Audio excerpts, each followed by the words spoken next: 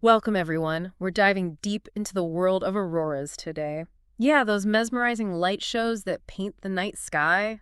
You know, the ones that make you feel like you're watching magic unfold. Right.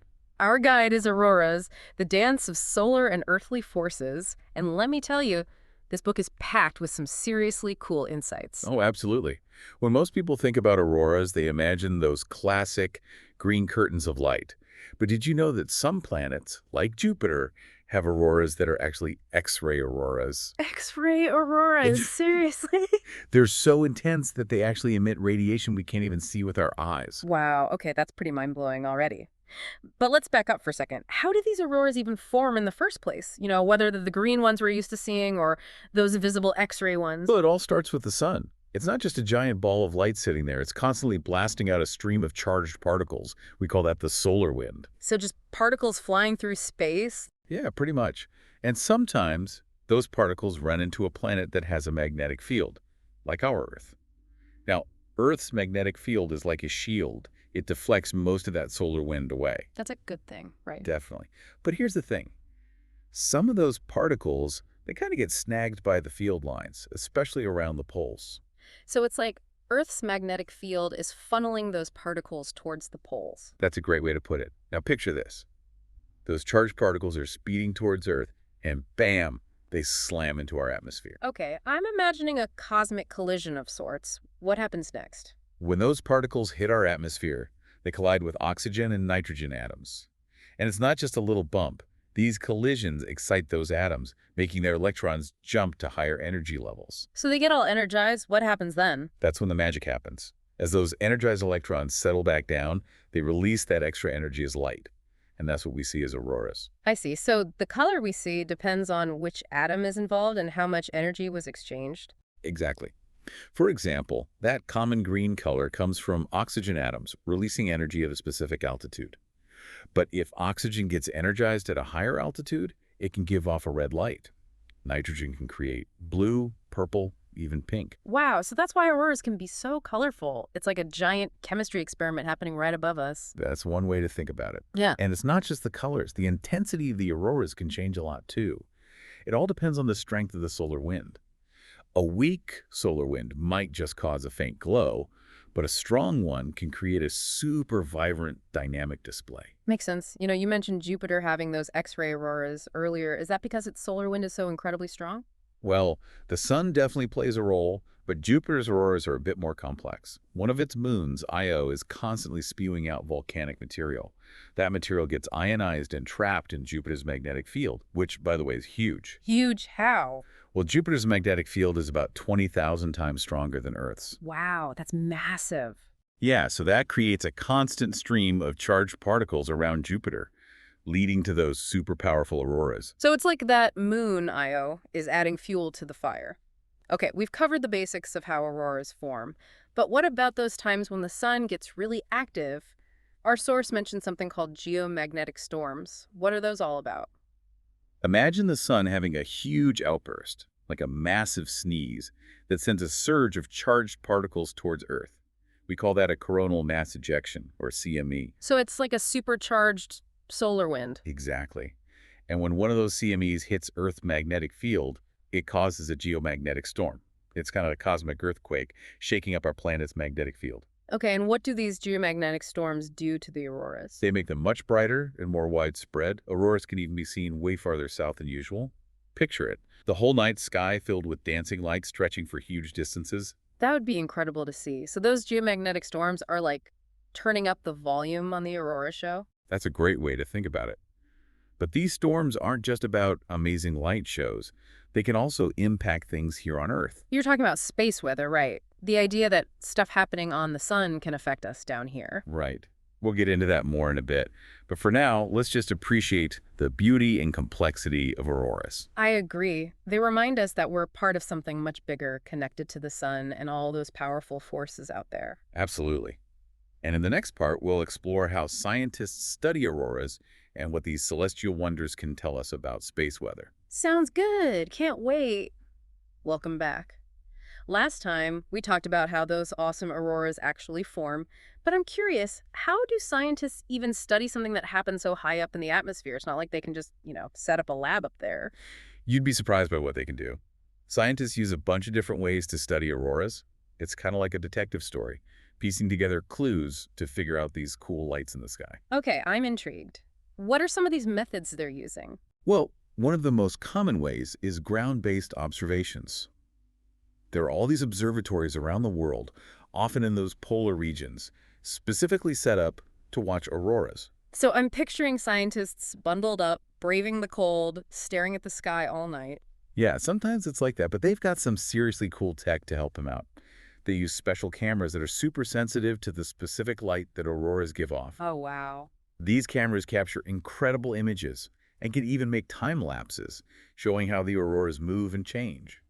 So they're getting a front row seat to the show, but I imagine there's a limit to what they can see from down here, right? That's where satellites come in.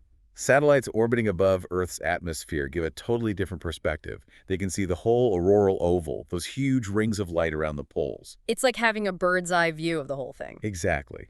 And it's not just about the pictures. Satellites can measure how intense the auroras are, giving scientists important info about the energy involved. So we've got ground observations for close-ups and satellites for the big picture. Anything else? There's one more, and it's probably the most adventurous sounding rockets. Sounding rockets, what are those? Imagine launching a rocket straight into an aurora.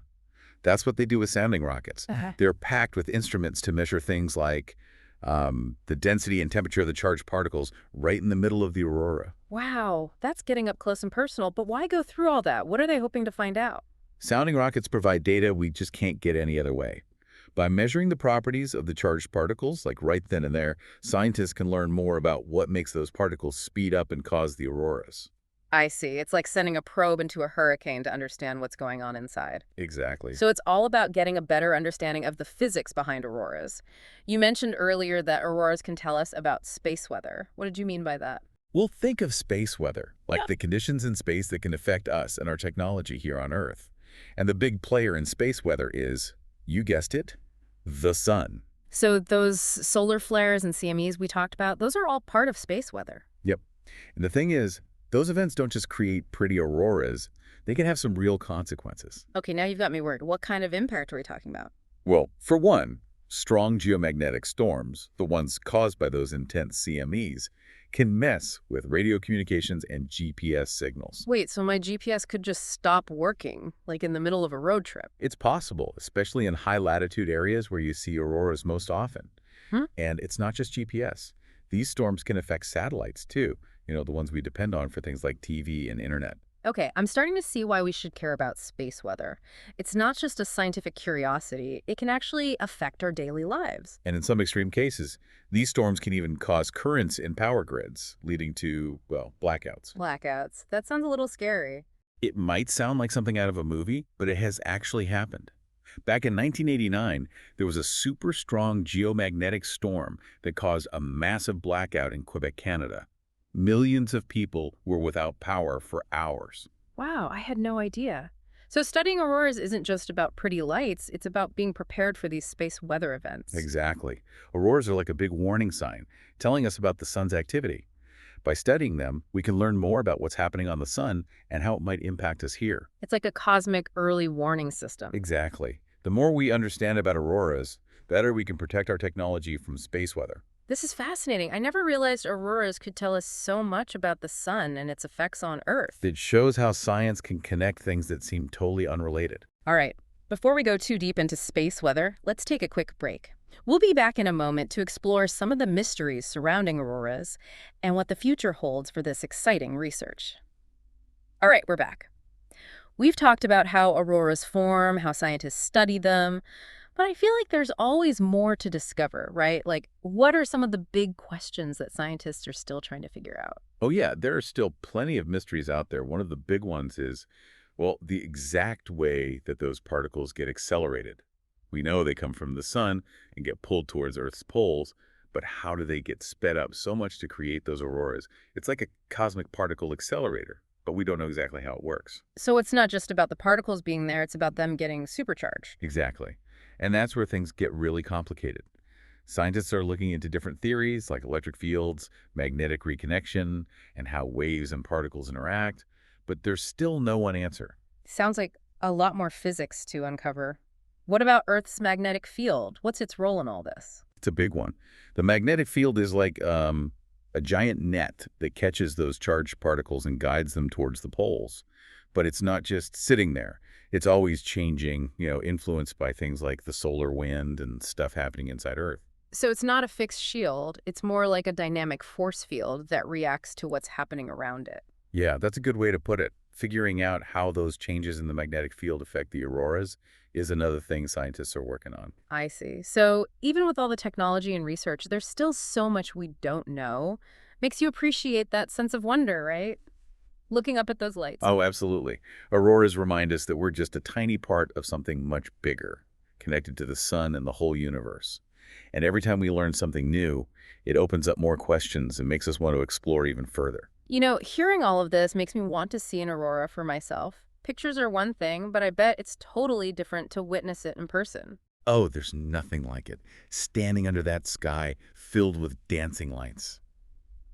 It's just breathtaking. It makes you feel connected to something vast and incredible. Well, for everyone listening, I hope this deep dive has given you a new appreciation for auroras. They're more than just pretty lights.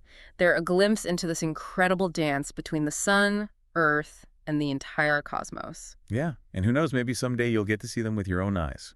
Keep looking up, keep exploring, and thanks for joining us on this journey into the world of auroras.